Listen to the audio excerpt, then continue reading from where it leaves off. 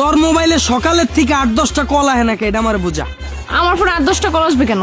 তুই মায়া মানুষ না, 8-10টার লগে তুই তলে তলে টেম্পু চালাবি, সারাদিন আমার লগে আসুস, 8-10টা ধরে কল দিব তুই কল কাটবি, কল দিব তুই কল কাটবি, তুই এত লয়াল কেন বুঝতাছি না। আরে বাবু, সব মেয়ে কি এক হয় বলো? আমি তো তোমার উপরে লয়াল। আমার লাইফে তুমি আর আমার বাবা মা ছাড়া কেউ নাই জান। তোমার লাইফে আর কেউ থাকবো না এটা তো চলবো না, অন্তত 8-10টা বলা তো থাকতে হইব তোমার লাইফে। দুনিয়া চলতেছে একদিকে, তুমি চলবা আরেক দিকে, এটা তো হইব না। বর্তমানে যতগুলা মায়ের রিলেশন করে প্রত্যেকটা মায়ের অন্তত 8-10টা থাকে, তোমার যদি না থাকে তাহলে তো আমার লগে তোমার জমবো না খেলাটা।